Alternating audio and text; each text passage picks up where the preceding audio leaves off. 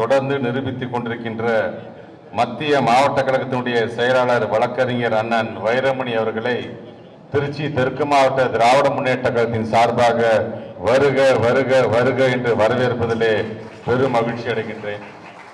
நம்முடைய மாண்புமிகு நகராட்சி நிர்வாகத்துறை அமைச்சர் அண்ணன் அவர்கள் மாவட்ட கழகத்தினுடைய செயலாளராக இருந்தபோது நான் மாநில இளைஞனுடைய துணை செயலாளராக இருந்தேன்.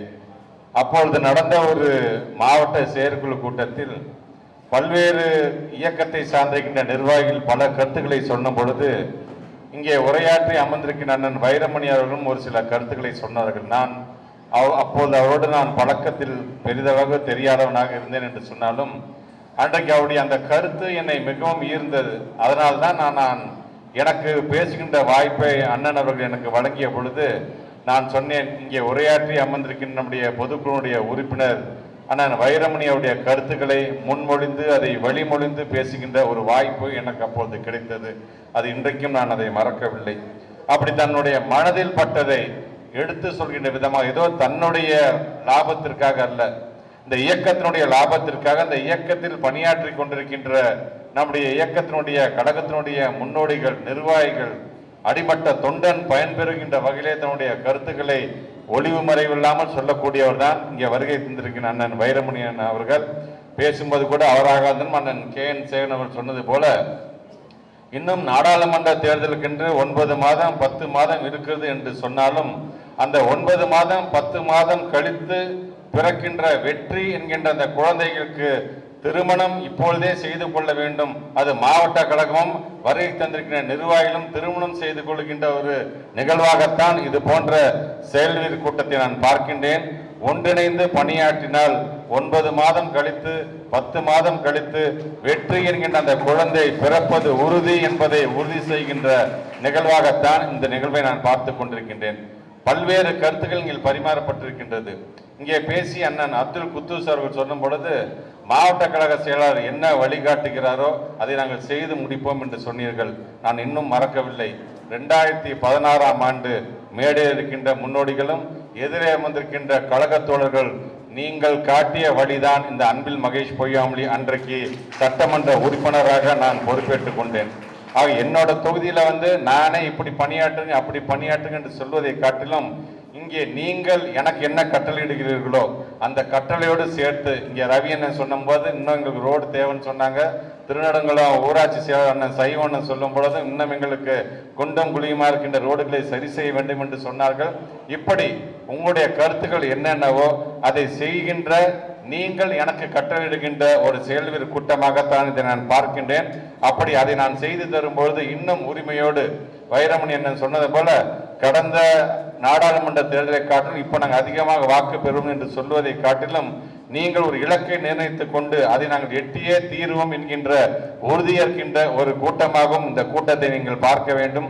அண்ணன் அப்துல் குத்தூஸ் அவர்கள் பேசும்போது சொன்னார்கள், முத்தமிழ் கலைஞர் அவர்கள் சொன்னதை, நான் என்னை கடலில் நீங்கள் தூக்கி போட்டாலும் நான் கட்டுமரமாகத்தான் மிதப்பேன்னு சொல்லிட்டு அதோடு நிறுத்திட்டாரு.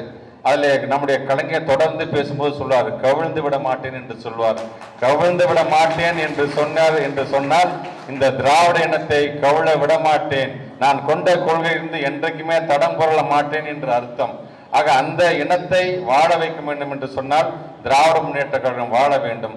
திராவிட முன்னேற்ற கழகம் வாழ வேண்டும் என்று சொன்னால் நம்முடைய இயக்க தலைவர், நம்மை நாளும் இயக்குகின்ற தலைவர், தமிழ்நாட்டினுடைய முதலமைச்சர் அவர்கள் என்ன கட்டளையிடுகிறாரோ அந்த கட்டளை ஏற்று வெற்றி வெற்றி வெற்றி என்பது மட்டுமே திராவிட முன்னேற்ற கழகத்துடைய வரலாற்றில் இருந்தது என்கின்ற அந்த நிலையை உருவாக்கி தரக்கூடிய கூட்டமாக, உறுதியேற்கக்கூடிய கூட்டமாகவும் இந்த கூட்டம் இருக்க வேண்டும் என்று நான் கேட்டுக்கொள்ள கடமைப்பட்டிருக்கின்றேன்.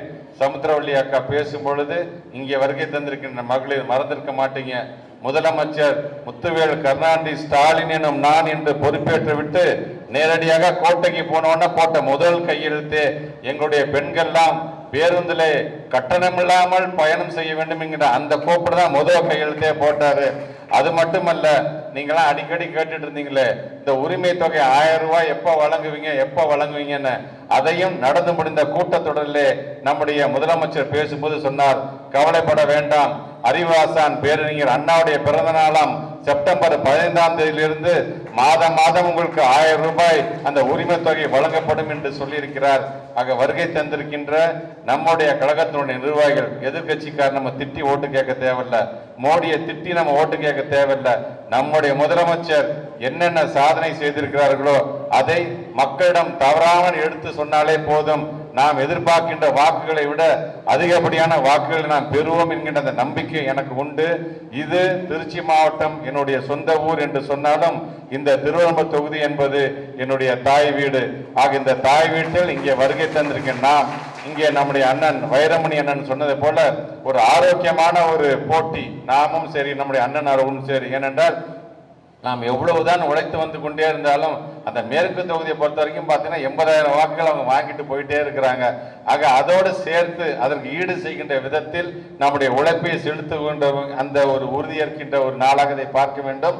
ஆக அண்ணன் அவர்கள் இன்றைக்கு எங்களுக்கு ஒரு இலக்கை நீங்கள் சொல்லியிருக்கிறீங்க. நீங்க கண்டிப்பாக உங்களோடு ஈடு சேர்ந்து அந்த இலக்கை எட்டுகின்ற அளவுக்கு எங்களுடைய கிளை கழகத்தினுடைய செயலாளர்கள் எல்லாம் சொன்ன மாதிரி 1 லட்சம் வாக்குகளை நாங்கள் பெறுவோம் என்று சொல்லியிருக்கீங்க. 1 லட்சம் வாக்குகள் பெறுவதில்லை, 1 லட்சம் வாக்குகள் அதிகமாக பெறுகிறோம் என்கின்ற அந்த ஒரு எண்ணத்தை நீங்கள் பதிய வைத்துக் கொள்கின்ற ஒரு நிகழ்வாக இந்த நிகழ்வை நீங்கள் எல்லாம் எடுத்துக்கொள்ள வேண்டும். ஆக வருகை தந்திருக்கின்ற மகளிரை சார்ந்திருக்கின்ற பெரியவர்கள், தாய்மார்கள் இங்கே வந்திருக்கிறீங்க. ஆம்பளைங்களை பொறுத்த வரைக்கும் மெயின் ரோட்லேயே நாங்கள் ஓட்டு கேட்டு போயிடுவோம். நீங்கள் மட்டும்தான் ஒவ்வொருத்தர் வீட்டோட அடுப்பங்கரை வரைக்கும் சென்று இயக்கத்தினுடைய சாதனை சொல்லக்கூடிய அந்த ஆற்றல் உங்களுக்கு தான் உண்டு. எங்களை பொறுத்த வரைக்கும் நீங்க தான் எங்களுடைய பிரச்சார பீரங்கிகள். ஆக மக்களிடம் எடுத்து சொல்கின்ற அந்த பணியில் உங்களை நீங்கள் முழுமையாக ஈடுபடுத்திக் கொள்ள வேண்டும். இங்கே சமுத்திரவழி அக்கா சொன்னது மாதிரி நமக்குள்ள எவ்வளவோ நம்மளுடைய கருத்து வேறுபாடுகள் இருக்கலாம், அதெல்லாம் கலைந்து விட்டு திராவிட முன்னேற்ற கழகம் என்று சொன்னால் கட்சி தேர்தல் என்று வரும்பொழுது 2 அணிகளாகவும், அதுவே பொது தேர்தல் என்று வந்தால் ஒரே அணிகளாக எதிரிகளை ஓட ஓட விரட்டக்கூடிய அணியாக இருப்பதுதான் நம்முடைய திராவிட முன்னேற்ற கழகம். இங்கே ஒரு 2-3 நாட்களுக்கு முன்பாக நம்முடைய நாகர்கோவில் நகராட்சியுடைய மாநகராட்சி வணக்கத்துடைய மேயர் அண்ணன் மகேஷ் அவர்கள் சொன்ன அந்த ஒரு சின்ன கருத்தை மட்டும் சொல்லிவிட்டு என்னுடைய உரையை நான் நிறைவு செய்ய கடமைப்பட்டிருக்கின்றேன். அவருடைய மாவட்டத்தில் நடந்த ஒரு கூட்டம், ஒரு பொதுக்கூட்டம், பாரதிய ஜனதாவுடைய கட்சியின் சார்பாக நடைபெறுகின்ற பொதுக்கூட்டம். ஒட்டுமொத்தமாக கலந்து கொண்ட பொதுமக்களுடைய எண்ணிக்கை 12 பேர். அதுல அவர் கீழே ஒரு டீ கடை நின்று அந்த கூட்டத்தையே பார்த்துட்டு இருக்காரு. அவருடைய வகுப்பு தோழன் தான் அந்த பாரதிய ஜனதா கட்சியினுடைய மாவட்ட தலைவர்.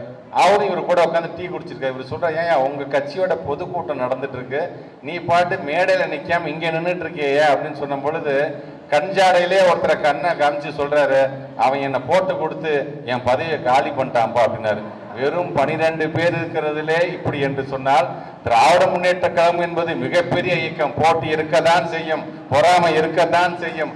ஆனால் அதையெல்லாம் தாண்டி இந்த கொள்கையோடு நாம் வாழ வேண்டும் என்று சொன்னால் வைரமணி என்ன சொன்ன இந்த கருப்பு வேட்டி கட்டியிருக்கிறவனுக்கு இருக்கின்ற அந்த தெம்பு வேறு எந்த இயக்கத்தை சார்ந்தனும் கிடையாது என்கின்ற வகையிலே நிர்வாகியை விடுங்கள், நான் திராவிட முன்னேற்ற கழகத்தை சார்ந்திருக்கின்ற அடிமட்ட தொண்டன் என்பதே நமக்கான மிகப்பெரிய ஒரு பெருமை தான். ஆக அந்த பெருமையை இதயத்தில் தாங்கி கொண்டிருக்கின்ற நம்முடைய கழகத்தினுடைய உடன்பிறப்புகள் நாம் எல்லாம் உறுதியேற்கக்கூடிய ஒரு நாளாக 2024 நாடாளுமன்ற தேர்தலிலே நம்முடைய மாண்புமிகு தமிழ்நாட்டினுடைய முதலமைச்சர்கள் யாரை கை காட்டுகிறாரோ, யாரை இங்கே நாடாளுமன்றத்துடைய வேட்பாளராக கை காட்டுகிறாரோ, நிற்பது முத்தமிழர் கலைஞர், நிற்பது நம்முடைய மாண்புமிகு தமிழ்நாட்டுடைய முதலமைச்சர் என்கின்ற எண்ணத்தோடு பணியாற்றி அவருடைய வாக்காக இருக்கின்ற நாடும் நமதே 40ம் நமதே என்பதை நிரூபிக்கின்ற வண்ணம் நம்முடைய திருவரம்பூர் தொகுதியை சார்ந்திருக்கின்ற குறிப்பாக வடக்கு ஒன்றியத்தை தலைமையேற்று இங்கே நடத்தி கொண்டிருக்கிற அண்ணன் KSM அண்ணனுடைய கருணாநிதியுடைய தலைமையில் அதிகப்படியான வாக்குகளை பெற்றோம் என்கின்ற பெருமையை தேடி தருவோம் என்று சொல்லி வருகை தந்திருக்கின்ற உங்கள் அனைவருக்கும், அதே போன்று நம்முடைய மத்திய மாவட்ட கழகத்துடைய செயலாளர் அண்ணன் வைரமணி அவர்களுக்கும் மீண்டும் ஒரு முறையே என்னுடைய நன்றியை தெரிவித்து இந்த உரையை நிறைவு செய்கிறேன். நன்றி, வணக்கம்.